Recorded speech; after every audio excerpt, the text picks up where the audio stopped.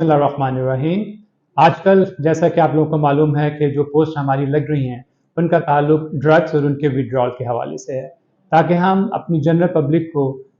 Aware कर सकें कि जब भी कोई नशा छोड़ने की कोशिश करता है तो किन किन अलामात में से जो है वो गुजरता है। वैसे तो बहुत सारी चीज़ें आप जो हैं वो सीखेंगे और आइंदा भी कुछ पोस्ट इसी हवाले से जो है वो चल रही होंगी। आज की इस वीडियो का मकसद कुछ ऐसे इंपॉर्टेंट जो है वो हिंट्स आपको जो है वो बताना है, ताकि आप बेहतर तौर पर चीज़ों को सुपरवाइज कर सकें और किसी भी इमरजेंसी की सूरत में आप किसी हॉस्पिटल से या रिहैब से रब्ता जो है वो कर सकें।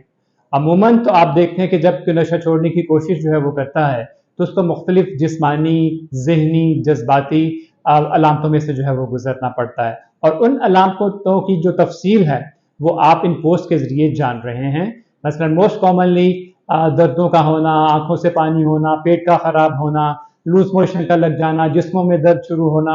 गुस्सा आना, चिड़चिड़ापन, नींद का गायब हो जाना, ये अमूमी किस्म की अलामतें हैं जो मरीज इस प्रोसेस में से गुजरते हैं जब वो खुद से नशा छोड़ने की कोशिश जो है वो करते हैं। अगर एज अ डॉक्टर मैं एडवाइस करूं तो मैं तो ये सजेस्ट करूंगा कि कभी भी कोशिश मत करें खुद से नशा छोड़ने की। अमूमन वो नशे के जिसको हम बहुत कॉमन समझते हैं और समझते हैं कि छोड़ने में कोई हर्ज नहीं है, देखा गया और रिसर्च ये बताती है जब हम उनको खुद से छोड़ने की कोशिश करते हैं तो ये जो प्रोसेस है जिसको हम डिटॉक्सिफिकेशन का जो है प्रोसेस जो है वो कहते हैं, तो ये जानलेवा भी हो सकता है। खसूसन अगर मैं जिक्र करना चाहूँ तो जो शराब है, जो लोग शराब का इस्तेमाल जो है वो करते हैं, और जो इससे मुतल्लिका इसी ग्रुप के अंदर जो दीगर नशे जो है वो आते हैं जैसे कि सुकून आवर गोलियां और नींद आवर गोलियां,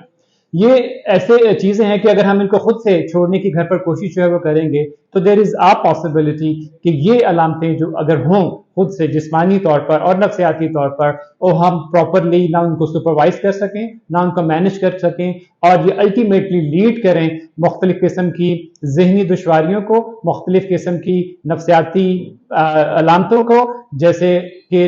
जो है मुख्तलिफ आवाज़ों का सुनाई देना, चीज़ों का दिखाई देना, समझना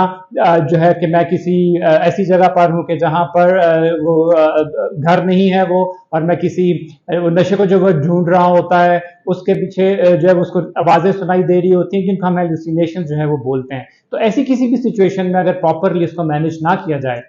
तो फिर ये विड्रॉल की जो सिम्टम्स हैं ये लीड करती हैं फिट्स में, दौरे पड़ने जो है वो शुरू हो जाते हैं, और अगर फिर भी सिचुएशन ना समझी जाए तो मरीज बेहोश हो सकता है और ये बेहोशी उसको मौत की तरफ लेकर जा सकती है। तो ऐसी किसी भी सूरत में जब आप देखें कि उसकी जो जिस्मानी तकलीफ है उनके साथ साथ कोई नफ्सियाती किस्म की कोई वहम आने शुरू हो गए हैं, ये उसको मुख्तलिफ चीज़ें दिखाई देना शुरू हो गई हैं, और वो अपने इर्द गिर्द के साथ जो है वो ओरिएंटेड नहीं है, उसको मालूम नहीं है कि उस वक्त वो कहाँ पर है, किन लोगों के साथ है, तो ये बड़ी एक्यूट कंफ्यूजनल स्टेट होती है। दिमाग जो है मुकम्मल तौर पर काम करना छोड़ देता है, वो आसान अल्फाज के साथ दिमाग कंफ्यूज हो जाता है, क्योंकि उसको इतने अरसे से जिस चीज़ का आदि जो है वो बनाया हुआ है, जब उसको नहीं मिलता तो दिमाग सही तौर पर काम करना छोड़ देता है। उर्फ आम में हम इनको जो है वो डिलीरियम जो है वो बोलते हैं, एक कंफ्यूजनल स्टेट है, इन दिमाग मुकम्मल तौर पे कंफ्यूज हो गया। ऐसी किसी भी सूरत में कोशिश करें कि खुद से